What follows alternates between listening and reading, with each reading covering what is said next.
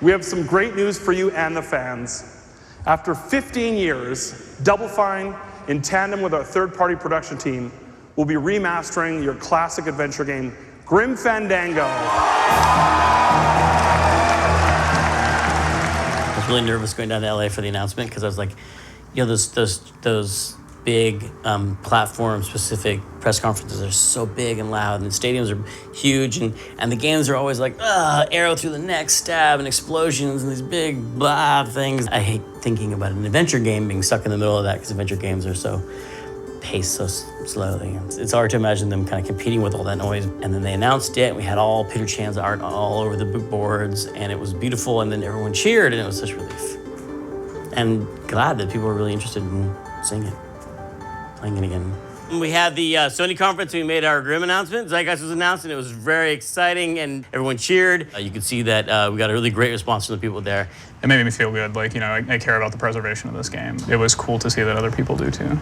Prior to that, we were, you know, doing all of the planning that we could do in terms of like talking about the approach that we would take and trying to get all our ducks in a row about like, you know, what kind of features we'd want to add and what it would mean to remaster it and all that kind of stuff. We're incorporating point-and-click controls, which I was really skeptical of. Like, I didn't know how the game would hold up, but we got in touch with Toby, who did a mod of Grim Fandango, to add point-and-click controls to Residual. The fans have really allowed this game to live on beyond the release, and they've put a lot of hard work into the game, and it's really quality stuff too. And so, you know, where we've found the opportunity to reach out to some of these fans and hopefully to get them involved, and it allows us to do things that were maybe outside the scope of what we originally had planned to do.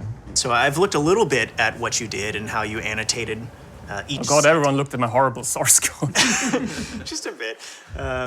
But I was curious about some of the things you just touched on with regards to like when you tell Manny to walk to a specific region, but the point where you define the hotspot and he needs to walk to actually trigger the camera transition isn't even on camera at the current time. Like, did you author specific points for him to walk to on the walk planes? And he's been gracious enough to help us integrate that work that he did into our remastering. So We're still in a kind of research mode now where we're trying to find, doing the kind of archaeology we need to do to like dig up and find all the source material we can before we know entirely what's possible. And so we'll hopefully be able to figure that out soon and make some announcements more detailed later, but we don't have any specifics to announce right now. But it'll look better. I'll say that. It's gonna look better. But we'll see what they're able to sort of dig up from the archives. What if we don't get the source assets? Trying to clean up dithering is like trying to clean up JPEG artifacting, and it's kind of hard. I mean, maybe you could remove some stuff, but it gets really tricky. Yeah, so let's start by just showing off the game that we have so far. All right.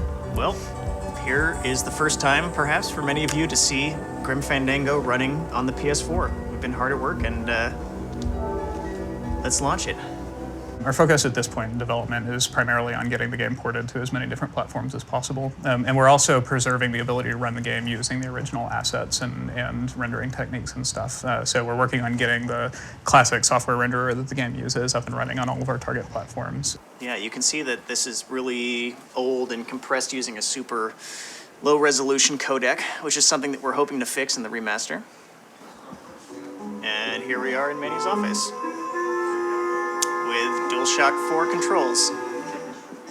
So you actually smoothed out some of the collision for the character movement too? Yeah, so the old joystick controls that shipped in the original game weren't really up to snuff for modern standards, so we've done some improvements.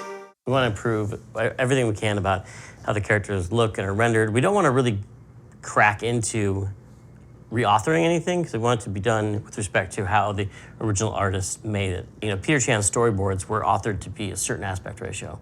And so I really want to keep it to that aspect ratio, but just have it look as good as we can make it look, which I think Wes Anderson has made that cool again, right? I personally feel like Grim Fandango coming out on the PlayStation 4 is kind of like getting a Blu-ray copy of Casablanca or something like that, right? And it's like you want the work to be as well presented and as well mastered as possible for this like, you know, new higher quality format, but you want the work to be the work.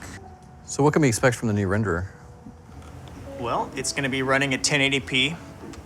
All of the 3D models are going to look a lot nicer. Per pixel lighting, potentially some additional post-process effects. Because right now we're working off the original game files, which of course were really small and compressed for systems of their time.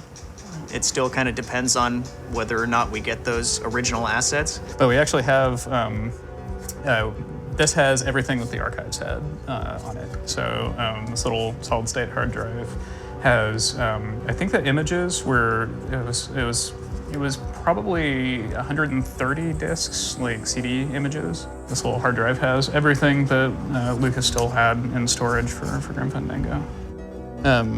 Yeah, it's exciting to dig through all of this stuff just because I care a lot about the game and I know a lot about the game, but I mostly know a lot about the end product that finally shipped. And so being able to, dig through all the source materials and get some insight into the development is obviously a pretty awesome position to be in. So like if we just look at the compressed original cutscene, you can see there's a lot of fidelity issues and just like the quality of these lines here. There are a lot of artifacts from the video compression, and there's all this color banding in the sections here. This is a 16-bit color cutscene, and so anytime there's a nice smooth gradient, you're going to lose a lot of that detail, and it's going to kind of wash out. But then if we look at video exported from the original renders, the colors are better, the lines are crisper. There's none of that banding that we were seeing earlier. The whole thing is just, it reads a lot more clean and is, exactly what the artist was looking at when they originally exported this cutscene. It looks a ton nicer, doesn't it? Yeah.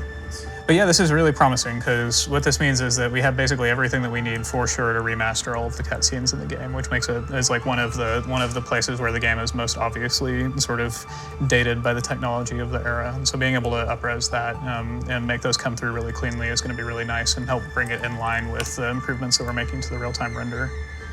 Yeah, there's a lot of exciting stuff in here.